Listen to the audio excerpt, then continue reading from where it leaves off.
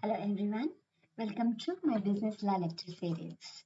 I hope you remember our previous classes of business law. So before starting today's class, uh, let me elaborate on example to you. So assume that Mr. Ramesh and here is Miss Kirti.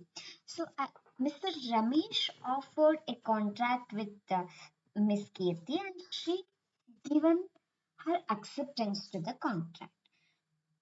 Can we call it this agreement now? Can we call it as contract now? Yes, definitely we can consider it as a contract because it's completed by offer and acceptance. Ramesh offered and Kirti accepted it. But later on, we comes to know that so Miss Kirti is influenced by her father. Now, because of this influence, Kirti given her acceptance. So now tell me, so can we consider it as a contract now? Of course, offer is there, acceptance is there, but we cannot consider this as a valid contract because even though the acceptance is there, it's because of this influence. So in such a case, we cannot consider these kind of contract as valid contract.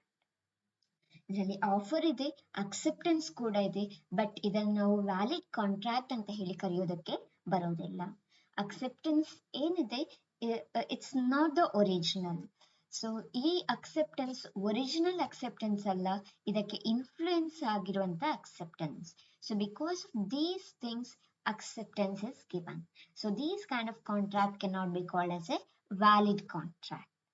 So let me elaborate one more time. So here is Mr. Arun and Mr. Kiran. So they define the terms of contract and they given acceptance. So Mr. Arun offered and Kiran accepted the contract. Of course, they mentioned everything in the agreement list and they put a signature for this contract. Can we call it as a contract now? Of course, definitely, because Arun offered, Kiran accepted. But we comes to know that Kiran given acceptance because of the threatening by Mr. Arun.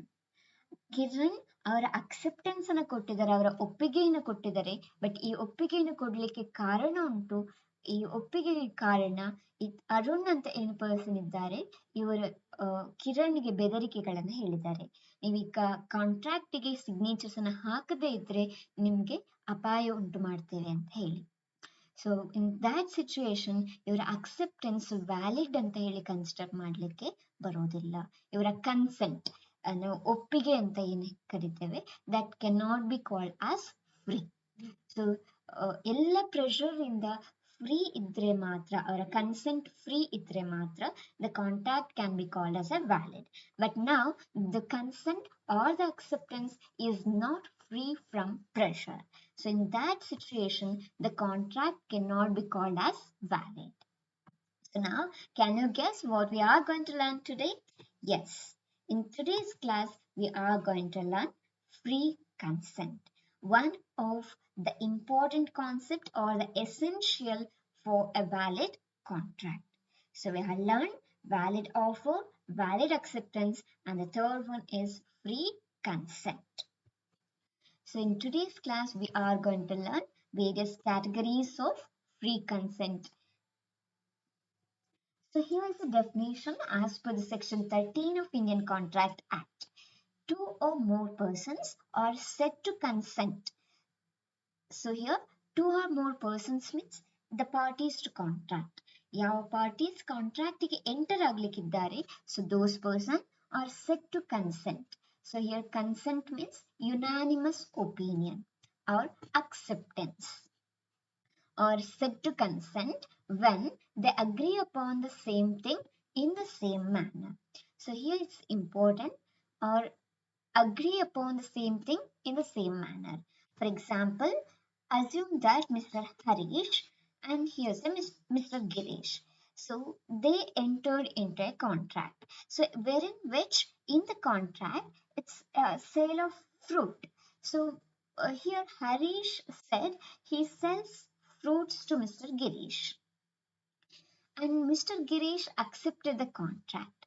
But so Harish said fruit. So this fruit indicates apple to Harish. So Harish is ready to sell apple to Girish. But Girish understood it as orange. So fruit means orange to Girish and fruit means apple to Harish.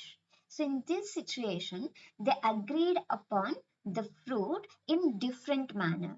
So here, agree upon the same thing in the same manner.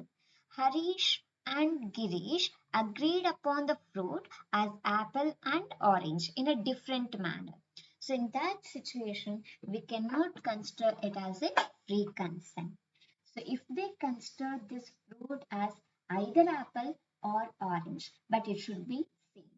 If Harish and Girish considered fruit as apple, then it will be fine. Or if Harish and Girish consider this fruit as orange, then also it's fine. But they consider it in different ways. So one consider as apple and another consider as orange. So it cannot be agreed upon the same thing in the same manner. It's in a different manner. So it cannot be called as free consent. Two or more person, that means parties to contract. So here is Harish and Girish. Said to consent. Consent means acceptance or the unanimous opinion. ಈ ಇಬ್ಬರು ಕಾಂಟ್ರಾಕ್ಟ್ಗಳು ಆ ಕಾಂಟ್ರಾಕ್ಟಿನ terms and ಕಂಡೀಷನ್ಸ್ಗಳನ್ನ ಒಂದೇ ರೀತಿಯಾಗಿ ಅಸಂಪ್ಷನ್ಸ್ಗಳನ್ನ ನೀಡಿದ್ರೆ ಮಾತ್ರ ಅದನ್ನು ನಾವು free consent ಅಂತ ಹೇಳಿ ಕರಿತೇವೆ. Otherwise it cannot be set as free consent. So here, of course, free consent should not be caused by. So law defines the free consent in an opposite manner. It will not define directly what is free consent, but it will define the free consent or which is not free consent. ನಾವು ಯಾವುದನ್ನ free consent ಅಂತ ಹೇಳಲಿಕ್ಕೆ ಬರೋದಿಲ್ಲ ಅದನ್ನ define ಮಾಡ್ತಾ ಹೋಗ್ತದೆ. So let me elaborate the things here. Free consent should not be caused by. So ಇಲ್ಲಿ ಹೇಳಿರುವಂತ concept ಪ್ರಕಾರ ಫ್ರೀ ಕನ್ಸೆಂಟ್ ಈ ಇಷ್ಟು ಲಿಸ್ಟ್ಗಳಲ್ಲಿರುವಂತ ಐಟಮ್ಸ್ಗಳನ್ನ ಇನ್ಕ್ಲೂಡ್ ಆಗಿರೋದಿಲ್ಲ ಅಂತ ಹೇಳ್ತದೆ. The first one coercion. Of course, we are going to learn it elaborate, but let me brief the things here. Coercion. So here coercion is defined under section 15. So you can guess what is coercion from this picture. So it is threatening to do something, to do damage something, or something directly to the person or to his property. ಅವರ property ಅಥವಾ ಅವರಿಗೇನೆ ಯಾವುದೇ ರೀತಿಯಾದಂಥ ಡ್ಯಾಮೇಜಸ್ಗಳನ್ನ create ಮಾಡುವಂಥದ್ದನ್ನು ನಾವು ಕೋಎರ್ಷನ್ ಅಂತ ಹೇಳಿ ಕರಿತೇವೆ. So ಇಂಥ ಬೆದರಿಕೆಗಳನ್ನು ಒಡ್ಡಿ ಅವರ ಅಕ್ಸೆಪ್ಟೆನ್ಸ್ ಅನ್ನು ತಗೊಂಡ್ರೆ so that cannot be called as free consent. Undue influence. Of course, you know the word influence. Of course, here it is undue influence. That means influence the parties to contract based on their power or position. ಅವರ position ಇಂದ influence ಮಾಡಿ ತಗೊಂಡಂತ acceptance ಆಗಿದ್ರೆ ಅದನ್ನು ನಾವು undue influence ಅಂತ ಹೇಳಿ ಕರಿತೇವೆ. For example, he wishes to purchase Royal Enfield and he entered into a contract with his friend to finance the contract. So here Mr. Varun entered a contract with Mr. Venkatesh to purchase Royal Enfield. So Venkatesh is ready to finance the person. In the beginning, he's not ready to finance a person, but because of the influence of his mother, he is ready to finance. So ಅಂತ influence ಈ third person influence ಇದ್ದಾಗ ಏನು ಕಾಂಟ್ರಾಕ್ಟಿಗೆ enter ಆಗಿದ್ದಾರೆ so that is called as undue influence. For example, you are not ready to enter into a contract with some other person, but if your teacher said, of course he is a very good person, you can enter into contract. So in that situation, you will enter into contract such with such person. So that is the influence of your teacher. So that is considered as undue influence. Misrepresentation. So in this case, I recall the story of uh, uh, Mahabharata, wherein which Yudhishthira said, Ashwatthama Hata Kunjaraha. Of course, I'll not tell the story now, but we are going to learn these concepts in detail. So when we are going to learn misrepresentation in detail, I'll definitely ask you regarding this story. And let me check who will narrate me the story on that. So today, just to check what is the story of uh, Ashwatthama Hatha Kunjara. Misrepresentation under section 18, frauds. Of course, any kind of frauds, because of frauds, if the party enter into contract, that cannot be considered as a free consent. Mistake, by mistake, if any person entered a contract, that cannot be called as free consent. So let me start with the first one, coercion. So coercion is the committing or threatening to commit any act forbidden by Indian Penal Code. It's very important. Committing or threatening to commit. ನೀವು direct ಆಗಿ ಡ್ಯಾಮೇಜಸ್ಗಳನ್ನ create ಮಾಡ್ಬೋದು, ಅಥವಾ ಆ ಡ್ಯಾಮೇಜಸ್ಗಳನ್ನ create ಮಾಡ್ತೀವಿ ಅಂತ ಹೇಳಿ ಬೆದರಿಕೆ ಕರೆಗಳನ್ನ ಕೂಡ ಮಾಡ್ಬೋದು. So both things, committing as well as threatening to commit, both are considered as coercion. Of course, such damages or damaging calls or acts should be forbidden by Indian Penal Code. Indian penal code ಪ್ರಕಾರ ಆ ಆಕ್ಟಿವಿಟೀಸ್ಗಳ ban ಆಗಿರ್ತದೆ. Forbidden means banned. So banned by Indian penal code. So in such situation, it's called as coercion or the unlawful detaining. ಯಾವುದೇ ಡ್ಯಾಮೇಜಸ್ಗಳನ್ನ create ಮಾಡ್ತಾ ಇಲ್ಲ ಅವರಿಗೆ direct ಆಗಿ ಅಥವಾ ಅವರ ಪ್ರಾಪರ್ಟೀಸ್ಗಳಿಗೆ, but unlawful detaining. So I hold the property or the persons for some period. So ಅಂತ situations ಅಲ್ಲಿ ಕೂಡ ಅದನ್ನು ನಾವು ಕೋಯರ್ಷನ್ ಅಂತ ಹೇಳಿ ಕರಿತೇವೆ. Or threatening to detain any property. So ಯಾವುದೋ ಪ್ರಾಪರ್ಟಿ ಅದನ್ನು ನಾವು ಇಟ್ಕೊಳ್ತೇವೆ, ಅದ ಆ ಪರ್ಸನ್ಗೆ ಸಂಬಂಧಪಟ್ಟಿರುವಂಥದ್ದು, ಅದನ್ನು ನಾವು ರಿಲೀಸ್ ಮಾಡೋದಿಲ್ಲ. ಸೊ ಅದು ಕೂಡ ಕೋಯರ್ಷನ್ಗೆ ಸಂಬಂಧಪಡ್ತದೆ. To the prejudice of any person or whatever, with the intention of causing any person to enter into an agreement. So for all these activities, the main intention or main objective is causing any person to enter into an agreement. ನಮ್ಮ other person, other party to contract ಏನಿದ್ದಾರೆ ಅವರ ನಮ್ಮ ಕಾಂಟ್ರಾಕ್ಟ್ಗಳಿಗೆ acceptance ಅನ್ನ ಕೊಡಬೇಕು. ಇದು ನಮ್ಮ major intention ಆಗಿರ್ತದೆ. ಸೊ ಅಂತ ಸಿಚುವೇಶನ್ಸ್ ಅಲ್ಲಿ ನಾವು coercion ಅಂತ ಹೇಳಿ ಕರೀತೇವೆ. Remember, committing or threatening to commit any act which is forbidden by Indian Penal Code, or unlawful detaining, or threatening to detain any property, or to the prejudice of any person, whatever, with the main intention of causing any person to enter into any agreement. So that is the definition of coercion. Committing or threatening to commit any act forbidden by the Indian Penal Code, unlawful detaining, threatening,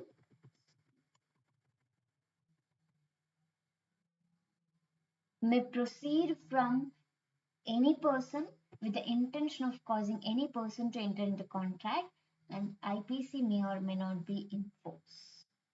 So all the features are covered from the definitions itself. I'll not elaborate these things. So I'll directly go to a case under coercion. So it is the case of Ranganayakama versus Alvar Sethi. So assume that it's Ranganayakama and it's Ranganayakama's husband and their relatives, of course, and a boy from their relatives. A small boy from their relatives. So these four personalities are played a role in the case Ranganayakama versus Alvar Sethi. So now let me narrate the story Ranganayakama, a 13-year-old girl, had lost her husband. A 13-year-old Ranganayakama lost her husband, uh, and is no more now. And at this situation, her relatives came, and her relatives refused to remove the dead body unless she gave her consent for adoption of a boy of their choice. So the boy selected from their relatives, and that boy should be adopted by Ranganayakama. Ranganayakamma 13-year-old girl, 13 ವರ್ಷದ ಹುಡುಗಿ, ಅವಳ husband ಅನ್ನ ಕಳ್ಕೊಂಡಿದ್ದಾಳೆ. ಅವಳ husband ಅನ್ನು ಕಳ್ಕೊಂಡಂತ situations ಅಲ್ಲಿ ಅವರ relatives ಅವಳಿಗೆ force ಮಾಡ್ತಾ ಇದ್ದಾರೆ, ಅವರ ರಿಲೇಟಿವ್ಸ್ ಅಲ್ಲಿ ಒಬ್ಬ ಹುಡುಗನನ್ನ ಅಡಾಪ್ಟ್ ಮಾಡ್ಕೊಳ್ಬೇಕು ಆಸ್ ಎ ಸನ್ ಅಂತ ಹೇಳಿ. ಎಗೇನ್ ಅವರ ಫೋರ್ಸ್ ಮಾಡಿರುವಂತದ್ದಷ್ಟೇ ಅಲ್ಲ, ಎಗೇನ್ ಅವರ ಒಂದು ಬೆದರಿಕೆ ಕೂಡ ಇರ್ತದೆ. her relatives refused to remove the dead body unless she gave her consent. ಹಸ್ಬೆಂಡಿನ ಡೆಡ್ ಬಾಡಿಯನ್ನು ರಿಮೂವ್ ಮಾಡಲಿಕ್ಕೆ ಅವರ ಅಕ್ಸೆಪ್ಟೆನ್ಸ್ ಅನ್ನು ಕೊಡುವುದಿಲ್ಲ. They will not allow Ranganayakamma ಅವರ ಡೆಡ್ ಬಾಡಿಯನ್ನು ರಿಮೂವ್ ಮಾಡಲಿಕ್ಕೆ, ಅದರ ಫೈನಲ್ ಥಿಂಗ್ಸ್ಗಳನ್ನು ಮಾಡಲಿಕ್ಕೆ ಬಿಡೋದಿಲ್ಲ ರಂಗನಾಯಕಮ್ಮ ಇವರಿಗೆ, unless she gave her acceptance, ಅವರ ಅಡಾಪ್ಷನ್ ಅನ್ನು ಒಪ್ಪಿಕೊಳ್ಳದೆ ಇದ್ರೆ. At this point of time, Ranganayakama gave her acceptance. So she gave her acceptance to adopt the boy of their relative's choice. After giving her consent to adopt the boy only, they allowed her to complete the funeral of her husband. Funeral process ಅನ್ನು complete ಮಾಡಲಿಕ್ಕೆ ಅವರ relatives ಅನುಮತಿಗಳನ್ನು ಕೊಡ್ತಾರೆ, ಅವರು adoption process complete ಆದ ನಂತರದಲ್ಲಿ. So ನಾವು Ranganayakamma adopted the boy of the relative's choice and she completed the funeral process. So that means there is a contract between Ranganayakama and this adopted boy. Adopted boy ಮತ್ತೆ ರಂಗನಾಯಕಮ್ಮ ಇವರ ಮಧ್ಯೆ contract ಆಗ್ತದೆ, ಆ ಬಾಯ್ ಅನ್ನು adapt ಮಾಡ್ಕೊಳ್ತಾರೆ. So of course offer acceptance is over, the contract emerged, but after the process she applied for the cancellation of adoption. ಅವರ adoption ಅನ್ನು cancel ಮಾಡಲಿಕ್ಕೆ ಅವರು ರಿಕ್ವೆಸ್ಟ್ ಅನ್ನು ಕಳಿಸ್ತಾರೆ. ಶಿ ಇಸ್ ನಾಟ್ ಇಂಟ್ರೆಸ್ಟೆಡ್, ಅವರ ಅಡಾಪ್ಷನ್ ಪ್ರೋಸೆಸ್ ಅನ್ನ ಅವರಿಗೆ ಇಂಟ್ರೆಸ್ಟ್ ಇಲ್ಲ. So now the court given judgment. So the court gave a verdict in favor of Ranganayakama, stating that there is no free consent. Ranganayakama gave acceptance only because of the force of relatives. ಅವರ ರಿಲೇಟಿವ್ಸ್ನ force ಇರುವ ಕಾರಣ ಅವರ acceptance ಅನ್ನು ಕೊಟ್ಟಿರ್ತಾರೆ. ಆದರೆ ಈಗ ಯಾವುದೇ ರೀತಿಯಾದಂಥ ಫೋರ್ಸ್ ಇಲ್ಲದೆ ಅವರ ಅಕ್ಸೆಪ್ಟೆನ್ಸ್ ಇರಲಿಲ್ಲ. So for that reason, there is no free consent. So if there is no free consent means there is no contract. Added to that, any person obstructing for dead body removal is an offense under IPC. So it's an activity forbidden by IPC. So for that reason, the situation or the contract is void contract. So the acceptance given by Ranganayakama is not a free consent. Hope you understood.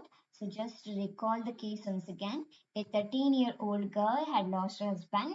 Her relatives refused to remove the dead body unless she gave her consent for adoption of boy for their choice. And after giving her consent, they allowed her to complete the funeral of her husband. She applied for cancellation because she is not ready to adopt the boy. The court given verdict in favor of Ranganayakama, stating that there is no free consent. Her acceptance is based on some influence.